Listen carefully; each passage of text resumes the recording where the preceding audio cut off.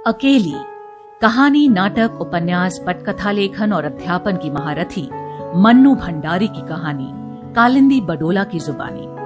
अकेली, a masterpiece by novelist, author, playwright, screenplay writer and teacher par excellence, Mannu Bhandari, as an audio story narrated by Kalindi Badola. Kalindi Badola हाथ to हाथ में आपका स्वागत है। मैं और आप यहाँ पर हमेशा इकट्ठा होते हैं ताकि भारतीय साहित्य के एक से एक चुनिंदा नगीनों को ऑडियो स्टोरी के रूप में एक दूसरे के साथ शेयर करें। और आज यहाँ पर मैं लाई हूँ कहानी मन्नू भंडारी की। मन्नू भंडारी और उनके हस्बैंड राजेंद्र यादव हमारी जो नई कहानी मूवमेंट थी पोस्ट इंडिपेंडेंस एरा में जो शुरू हुई उसके पायनियर्स में से एक रहे हैं। मन्नू भंडारी, राजेंद्र यादव, निर्मल वर्मा, कमलेश्वर, कृष्णा सोपती, मोहन राकेश, ये सारे ऐसे नाम हैं और इनके अलावा कई और जिनका ये मानना था कि हमारी कहानियाँ शायद बहुत ज़्यादा रोमांटिसाइज होती हैं और जो असल ज़िंदगी है, जो रियल लाइफ एक्सपीरियंसेस हैं, उसमें उतना ज़्यादा नहीं दर्शाए जा रहे हैं। और इन सब ने अपनी रचनाएं हैं उनमें वही करने की कोशिश करी। मन्नू भंडारी के बारे में इंटरेस्टिंग बात मैं और बताऊं कि इन्होंने ग्रेजुएशन करी कैलकाटा यूनिवर्सिटी से। 1946 के ज़माने में बनारस हिंदू यूनिवर्सिटी से एमए किया और उसके बाद फाइनली इन्होंने दिल्ली यूनिवर्सिटी के मिरांडा हाउस कॉलेज में हिंदी साहित्य पढ़ाया। और जितनी इनकी रचनाएं हैं वो एक से एक रही हैं और साथ ही साथ इन्होंने स्क्रीन प्ले मूवीज़ के लिए लिखे हैं। रजनीगंधा एक मूवी थी जिसमें विद्या सिन्हा और अमोल पालेकर थे। वो इन्हीं की कहानी यही सच है पर आधारित थी और उसका स्क्रीन प्ले खुद मन्नू भंडारी ने लिखा था। खैर, आज तो मैंने उनकी जो कहानी चूज करी है उसका नाम है अकेली। और अकेली के बारे में मन्नू भंडारी खुद कहती हैं, शायद सजा, अकेली और तीसरा आदमी जैसी अनेक कहानियां हैं जो तब मुझे दूसरों ने दी थी, लेकिन आज समय गुजर जाने पर जब मैं उन सब से बिल्कुल तटस्थ हो गई हूं तो लगता है वे कतई दूसरों की कहानियां नहीं हैं। वे मेरी मानसिक अवस्था की कहानियां हैं जिनका अर्थ मैंने दूसरों के बहाने पाया था। और शायद यही कारण है कि वे आज अचानक मुझे प्रिय लगने लगी हैं। अकेली की सोमा बुआ को बचपन में जाने कब से देखा था कि किस प्रकार घर से उपेक्षा पाकर वो अपने आप को दूसरों के लिए महत्वपूर्ण बनाने के भ्रम में हास्यास्पद बनाती जा रही हैं। उसके अकेलेपन और दयनीयता ने मुझे उस समय केवल मानवीय संवेदना के धरातल पर ही आकर्षित किया था। उस समय कहानी सोमा बुआ की व्यथा को वाणी देने के लिए लिखी गई थी, पर बरसों बाद आज उसमें कहीं अपना अंश, अपनी व्यथा दिखने लगी है। तो चलिए मिलते हैं मन्नू भंडारी की सोमा बुआ से। सोमा बुआ जो बस इतना चाहती हैं कि दुनिया में कोई तो उनको देखे। मतलब आप सोचिए, अगर आपके आसपास पूरी दुनिया जहान के लोग हैं और आपको लगता है कि कोई आपको देख ही नहीं पा रहा है, लगता है जैसे आप एग्जिस्ट ही नहीं करती हैं, तो आप क्या करेंगी? वही जो सोमा बुआ कर रही हैं। बेटा गुजर गया है, पति ने घर बार त्याग दिया है, हरिद्वार चले गए हैं, 11 महीने वहां रहते हैं, 1 महीने वापस आते हैं और पति के सारे अधिकार जताते हैं। लेकिन बाकी 11 महीने सोमा बुआ एक कटी पतंग की तरह रहती हैं, क्योंकि हमारा समाज इतना निष्ठुर है, इतना निर्दयी है कि सोमा बुआ जैसी औरतें उनकी कद्र करने को तैयार नहीं होता।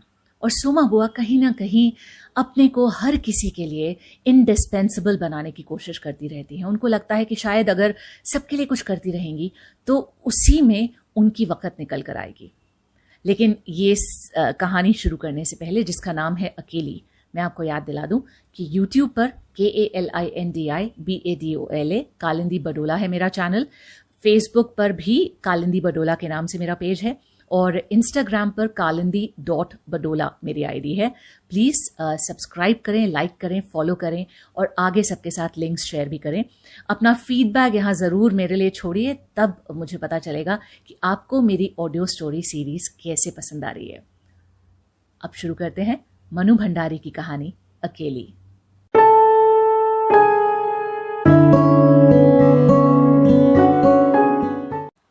सोमा बुआ बुढ़िया हैं, सोमा बुआ परित्यक्ता हैं और सोमा बुआ अकेली हैं।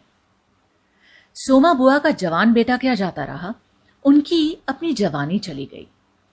पति को पुत्र वियोग का ऐसा सदमा लगा कि वे पत्नी घर बार तज कर तीर्थवासी हुए और परिवार में कोई ऐसा सदस्य था नहीं जो उनके एकाकीपन को दूर करता। पिछले 20 वर्षों से उनके जीवन की इस एक रस्ता में किसी प्रकार का कोई व्यवधान उपस्थित नहीं हुआ, कोई परिवर्तन नहीं आया। यूं हर साल 1 महीने के लिए उनके पति उनके पास आकर रहते थे, पर कभी उन्होंने पति की प्रतीक्षा नहीं की, उनकी राह में आंखें नहीं बिछाईं। जब तक पति रहते उनका मन और भी मुरझाया हुआ रहता, क्योंकि पति के स्नेहहीन व्यवहार का अंकुश उनके रोजमर्रा के जीवन की अबाध गति से बहती स्वच्छंद धारा को कुंठित कर देता। उस समय उनका घूमना फिरना, मिलना जुलना सब बंद हो जाता और सन्यासी जी महाराज से ये भी नहीं होता कि 2 मीठे बोल बोलकर सोमा बुआ को एक ऐसा संबल ही पकड़ा दें जिसका आसरा लेकर वो उनके वियोग के 11 महीने काट दे। इस स्थिति में बुआ को अपनी जिंदगी पास पड़ोस वालों के भरोसे ही काटनी पड़ती थी। किसी के घर मुंडन हो, छठी हो, जनेऊ हो, शादी हो या गमी, बुआ पहुंच जाती और फिर छाती फाड़ कर काम करती, मानो वे दूसरों के घर में नहीं, अपने ही घर में काम कर रही हूं। आजकल सोमा बुआ के पति आए हुए हैं और अभी अभी कुछ कहा सुनी होकर उठी है। बुआ आंगन में बैठी धूप खा रही हैं, पास रखी कटोरी से तेल लेकर हाथ में मल रही हैं और बड़बड़ा रही हैं। इस 1 महीने में अन्य अवयवों के शिथिल हो जाने के कारण उनकी जीभ ही सबसे ज्यादा सजीव और सक्रिय हो चली है। तभी हाथ में एक फटी साड़ी और पापड़ लेकर ऊपर से राधा भाभी उतरी। क्या हो गया बुआ, क्यों बड़बड़ा रही हो? फिर सन्यासी जी महाराज ने कुछ कह दिया क्या? अरे अब मैं कहीं चली जाऊं सो ही इन्हें नहीं सुहाता। कल चौक वाले किशोरी लाल के बेटे का मुंडन था, सारी बिरादरी को न्योता था। अब मैं तो जानती थी कि ये पैसे का ही गुरूर है कि मुंडन पर भी सारी बिरादरी को न्योता है, पर काम उन नई नवेली बहुओं से संभलेगा नहीं, सो जल्दी ही चली गई। और हुआ भी वही। और सरक कर बुआ ने राधा के हाथ से पापड़ लेकर सुखाने शुरू कर दिए। एक काम गत से नहीं हो रहा था। अब घर में कोई बड़ा बूढ़ा हो तो बतावे, या कभी किया हो तो जाने। गीत वाली औरतें मुंडन पर बन्ना बन्नी गा रही थी, मेरा तो हंसते हंसते पेट फूल गया। और उसकी याद से ही कुछ देर पहले का दुख और आक्रोश धुल गया। अपने सहज स्वाभाविक रूप से वे कहने लगी, भट्टी पर देखा तो अजब तमाशा, समोसे कच्चे ही उतार दिए और इतने बना दिए कि 2 बार खिला दो, और गुलाब जामुन इतने कम कि एक पंगत को भी पूरे ना पड़े। उसी समय मैदा सान कर नए गुलाब जामुन बनाए। दोनों बहुएं और किशोरी लाल तो बेचारे इतना जस मान रहे थे कि क्या बताऊं। कहने लगे, अम्मा तुम न होती तो आज भद्द उड़ जाती, अम्मा तुमने लाज रख ली। मैंने तो कह दिया, अरे अपने ही काम ना आवेंगे तो कोई बाहर से तो आवेगा नहीं। ये तो आजकल इनका रोटी पानी का काम रहता है, नहीं तो मैं तो सवेरे ही चली आती। तो सन्यासी महाराज क्यों बिगड़ पड़े? उन्हें तुम्हारा आना जाना अच्छा नहीं लगता बुआ? अब यूं तो मैं कहीं आऊं जाऊं सो ही इन्हें नहीं सुहाता, और फिर कल किशोरी के यहां से बुलावा नहीं आया था ना। अरे मैं तो कहूं घर वालों का कैसा बुलावा? वे लोग तो मुझे अपनी मां से कम नहीं समझते, नहीं तो भला यूं भट्टी और भंडार घर सौंप दें। पर उन्हें कौन समझावे। कहने लगे, तू जबरदस्ती दूसरों के घर में टांग अड़ाती फिरती है। और एकाएक उन्हें उस क्रोध भरी वाणी और कटु वचनों का स्मरण हो आया जिनकी बौछार कुछ देर पहले ही उन पर होकर गुजर चुकी थी। याद आते ही फिर उनके आंसू बह चले। अरे रोती क्यों हो बुआ, कहना सुनना तो चलता ही रहता है। सन्यासी जी महाराज 1 ही महीने को तो आकर रहते हैं, सुन लिया करो, और क्या। अब सुनने को तो सुनती हूं, पर मन तो दुखता ही है ना कि 1 महीने को आते हैं और कभी मीठे बोल नहीं बोलते। मेरा आना जाना इन्हें सुहाता ही नहीं। सो तू ही बता राधा, ये तो साल में 11 महीने हरिद्वार रहते हैं, इन्हें तो नाते रिश्ते वालों से कोई लेना देना नहीं, पर मुझे तो सबसे निभाना पड़ता है ना। अब मैं ही सबसे तोड़ ताड़ के बैठ जाऊं तो कैसे चले। मैं तो इनसे कहती हूं कि जब पल्ला पकड़ा है तो अंत समय में भी साथ ही रखो ना। सो तो इनसे होता नहीं। सारा धर्म करम यही लूटेंगे, सारा जज्बे यही बटोरेंगे, और मैं अकेली पड़ी पड़ी यहां इनके नाम को रोया करूं।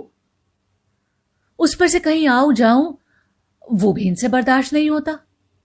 और बुआ फूट फूट कर रो पड़ी। राधा ने आश्वासन देते हुए कहा, रो नहीं बुआ, अरे वे तो इसलिए नाराज हुए ना कि बिना बुलाए तुम चली गई। अब बेचारे इतने हंगामे में बुलाना भूल गए तो मैं भी मान करके बैठ जाती, फिर घर वालों को कैसा बुलाना। मैं तो अपनेपन की बात जानती हूं। कोई प्रेम नहीं रखे तो 10 बुलावे पर ना जाऊं, और प्रेम रखे तो बिना बुलाए भी सर के बल जाऊं। मेरा अपना हरखू होता और उसके घर काम होता तो क्या मैं बुलावे के भरोसे बैठे रहती। मेरे लिए जैसा हरखू वैसा किशोरी लाल। आज हरखू नहीं है, इसी से दूसरे को देख देख कर मन भरमाती रहती हूं। और वो हिचकियां लेने लगी।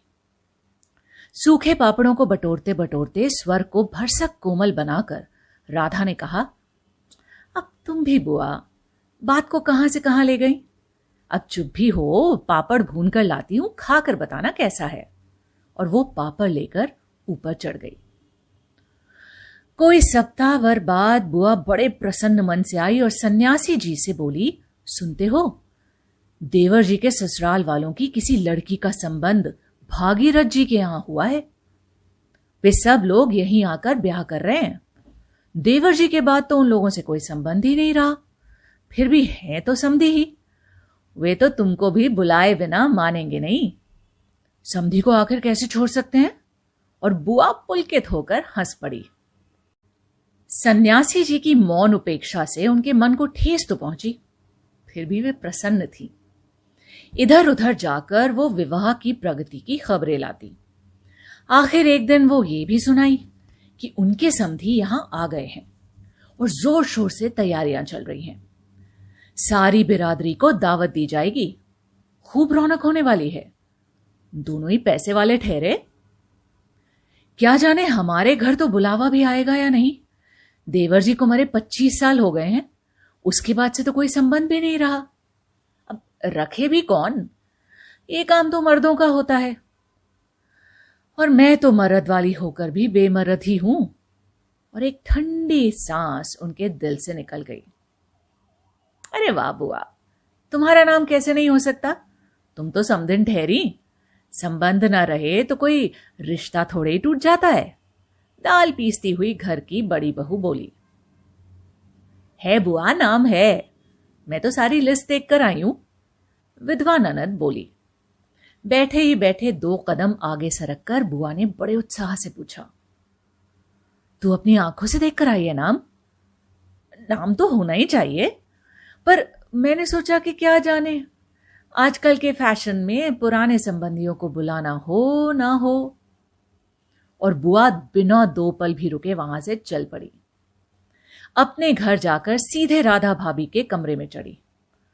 क्यों रे राधा, तू तो जानती है नई फैशन की लड़की को शादी में क्या दिया जावे है।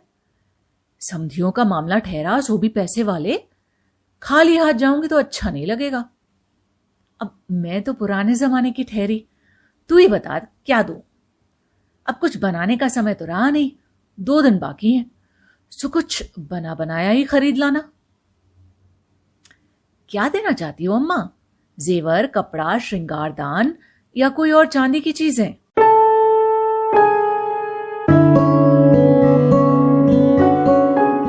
अब मैं तो कुछ भी नहीं समझू रही। जो कुछ पास है तुझे लाकर दे देती हूं, तू जो ठीक समझे ले आना, बस भद्द नहीं उड़नी चाहिए। अच्छा देखो पहले रुपए कितने हैं। और वो डगमगाते कदमों से नीचे आई। 2-3 कपड़ों की गठरियां हटाकर एक छोटा सा बक्स निकाला, उसका ताला खोला, इधर उधर करके एक छोटी सी डिबिया निकाली, बड़े जतन से उसे खोला। उसमें 7 रुपए की कुछ रेजगारी पड़ी थी और 1 अंगूठी। बुआ का अनुमान था कि रुपए कुछ ज्यादा होंगे, पर जब 7 ही रुपए निकले तो सोच में पड़ गई। अब रईस समधियों के घर में इतने से रुपयों से तो बिंदी भी नहीं लगेगी। उनकी नजर अंगूठी पर गई। ये उनके मृत पुत्र की एकमात्र निशानी उनके पास रह गई थी। बड़े बड़े आर्थिक संकटों के समय भी वे इस अंगूठी का मोह नहीं छोड़ सकी थी। आज भी एक बार उसे उठाते समय उनका दिल धड़क गया। फिर भी उन्होंने 5 रुपए और वो अंगूठी आंचल से बांध ली, बक्स को बंद किया और फिर ऊपर को चली। पर इस बार उनके मन का उत्साह कुछ ठंडा पड़ गया था और पैरों की गति शिथिल। राधा के पास जाकर बोली, अब रुपए तो नहीं निकले बहू, आए भी कहां से? मेरा कौन कमाने वाला बैठा है? उस कोठरी का किराया आता है, उसमें से तो 2 समय की रोटी निकल जाती है ऐसे तैसे।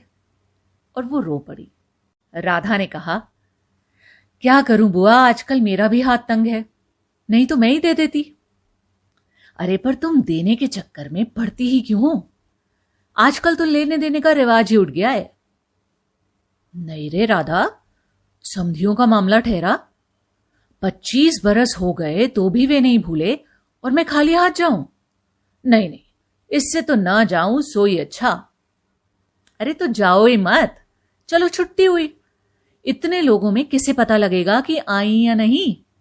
राधा ने सारी समस्या का सीधा सा हल बताते हुए कहा। बड़ा बुरा मानेंगे, सारे शहर के लोग जावेंगे और मैं समधिन होकर नहीं जाऊंगी तो यही समझेंगे कि देवर जी मरे तो संबंध भी तोड़ लिया। नहीं नहीं, तू ये अंगूठी बेच ही दे। और उन्होंने आंचल की गांठ खोलकर एक पुराने जमाने की अंगूठी राधा के हाथ में रख दी। फिर बड़ी मिन्नत के स्वर में बोली, तू तो बाजार जाती है राधा, इसे बेच देना और जो कुछ ठीक समझे खरीद लेना, बस शोभा रह जावे इस बात का ख्याल रखना। गली में बुआ ने चूड़ी वाले की आवाज सुनी तो एकाएक ही उनकी नजर अपने हाथ की भद्दी मटमैली चूड़ियों पर जाकर टिक गई। अब कल समधियों के यहां जाना है, जेवर नहीं है तो कम से कम कांच की चूड़ी तो अच्छे से पहन ले। पर एक अव्यक्त लाज ने उनके कदमों को रोक लिया, कोई देख लेगा तो। लेकिन दूसरे ही क्षण अपनी इस कमजोरी पर विजय पाती सी वे पीछे के दरवाजे पर पहुंच गई और 1 रुपया कलदार खर्च करके लाल हरी चूड़ियों के बंद पहन लिए। पर सारे दिन हाथों को साड़ी के आंचल से ढके ढके फिरी। शाम को राधा भाभी ने बुआ को चांदी की एक सिंदूरदानी, एक साड़ी और एक ब्लाउज का कपड़ा लाकर दिया। सब कुछ देख पाकर बुआ बड़ी प्रसन्न हुई और ये सोच सोचकर कि जब वे ये सब देंगी तो उनकी समधन पुरानी बातों की दुहाई दे देकर उनकी मिलनसारिता की कितनी प्रशंसा करेंगी, उनका मन पुलकित होने लगा। अंगूठी बेचने का गम भी जाता रहा। पास वाले बनिए के यहां से एक आने का पीला रंग लाकर रात को उन्होंने साड़ी रंगी। शादी में सफेद साड़ी पहनकर जाना कहां अच्छा लगेगा। रात में सोई तो मन कल की ओर दौड़ रहा था। दूसरे दिन 9 बजते बजते खाने का काम समाप्त कर डाला। अपनी रंगी हुई साड़ी देखी तो कुछ जची नहीं। फिर ऊपर राधा के पास पहुंची। क्यों राधा, तू तो रंगी साड़ी पहनती है तो फिर आब रहती है, चमक रहती है, इसमें तो चमक आई नहीं। तुमने कलफ जो नहीं लगाया अम्मा, थोड़ा सा मान दे देती तो अच्छा रहता। अभी दे लो, ठीक हो जाएगी। बुलावा कब का है? अरे नए फैशन वालों की मत पूछो, ऐन मौकों पर बुलावा आ जाता है। 5 बजे का मुहूर्त है, दिन में कभी भी आ जावेगा। राधा भाभी मन ही मन मुस्कुरा उठी। बुआ ने साड़ी में मांड लगाकर सुखा दिया। फिर एक नई थाली निकाली। अपनी जवानी के दिनों में बुना हुआ क्रोशिये का एक छोटा सा मेजपोश निकाला। थाली में साड़ी, सिंदूरदानी, एक नारियल और थोड़े से बताशे सजाए।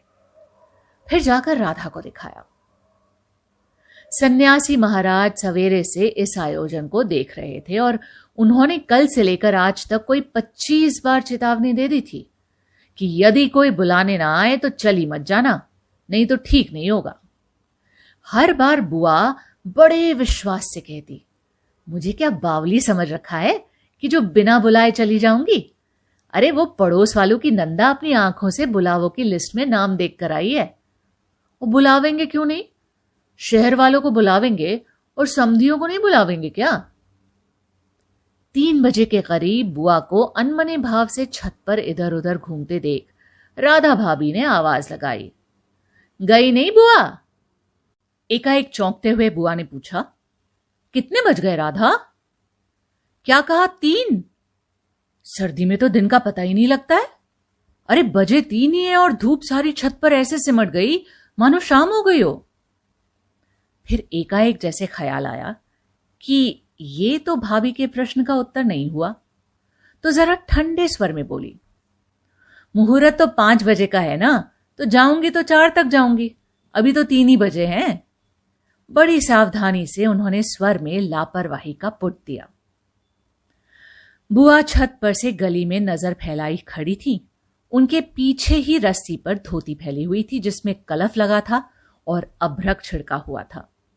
अभ्रक के बिखरे हुए कण रह रहकर धूप में चमक जाते थे, ठीक वैसे ही जैसे किसी को भी गली में घुसता हुआ देखकर बुआ का चेहरा चमक उठता था। 7 बजे के धुंधलके में राधा ने ऊपर से देखा तो छत की दीवार से सटी गली की ओर मुंह किए एक छाया मूर्ति दिखाई दी। उसका मन भर आया।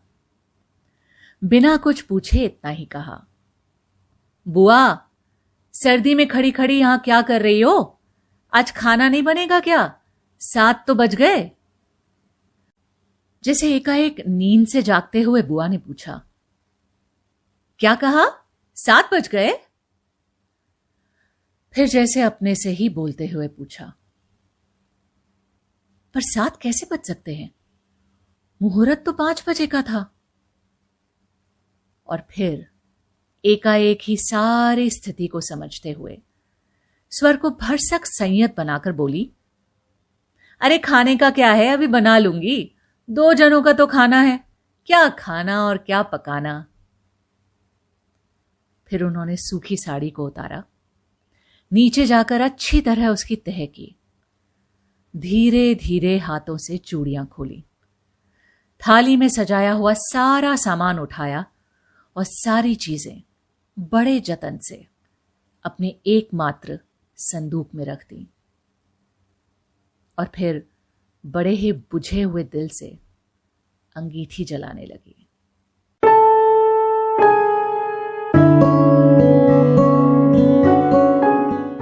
Kalindi Badola heart to heart में आज मैंने ऑडियो स्टोरी के रूप में आपको सुनाई मनु भंडारी की लिखी कहानी अकेली। अब अकेली की सोमा बुआ की सबसे बड़ी बीमारी क्या? अकेलापन। एक तो अकेलेपन का गम, दूसरा पति के द्वारा छोड़े जाने का गम। मतलब वो पति जिन्होंने घर गृहस्थी को तज दिया, 11 महीने हरिद्वार में रह रहे हैं, लेकिन साल के 1 महीने फिर भी आते हैं और पति का हक भी जताते हैं। और तीसरा सबसे बड़ा गम कि आसपास के समाज में जो उनकी पोजीशन थी, जो हैसियत थी, जो स्टेटस था, वो सब खत्म हो गया जब बेटा गुजर गया उनका और पति ने उनको छोड़ दिया। एक परित्यक्ता, एक अबैंडन्ड जो लेडी है हमारे समाज में, उसकी कोई वक़्त ही नहीं। समाज उसको देखकर भी अनदेखा कर देता है। और ये सब सोमा बुआ को किस तरीके से नश्तर की तरह चुभता है कि वो पूरे समय अपने को इंडिस्पेंसिबल महसूस कराने की कोशिश कर रही हैं। वो पूरी दुनिया को ये जताने की कोशिश कर रही हैं कि मैं एग्जिस्ट करती हूँ, देखो मुझ में इतनी काबिलियत है, मैं इतना तुम्हारे काम आ सकती हूँ, देखो तो सही, एक मौका तो दो, आगे बढ़कर मुझे जानने की कोशिश तो करो। इससे बड़ी बीमारी और क्या हो सकती है कि पूरे के पूरे इतनी भीड़ में आप अपने को अकेला महसूस करें। खैर, ऐसी ही कहानियों के साथ मैं आपके साथ जुड़ती रहूंगी। ऐसी ऑडियो स्टोरीज आपको कैसी लग रही हैं, कितना पसंद आ रही हैं, इसके लिए आपका फीडबैक देना, आपकी प्रतिक्रिया देना मेरे लिए यहाँ पर बहुत ज़रूरी है। KALINDI, Kalindi BADOLA। कालिंदी बडोला है मेरा नाम। यूट्यूब पर मेरा चैनल इसी नाम से है, फेसबुक पर मेरा पेज इसी नाम से है और इंस्टाग्राम पर मेरी आईडी है kalindi.badola। तो प्लीज सब्सक्राइब जरूर कीजिए, लाइक जरूर कीजिए, फॉलो जरूर कीजिए, शेयर जरूर कीजिए और आगे ये सारे लिंक्स सबके साथ साझा कीजिए। अकेली कहानी, नाटक, उपन्यास, पटकथा लेखन और अध्यापन की महारथी मन्नू भंडारी की कहानी कालिंदी बडोला की जुबानी।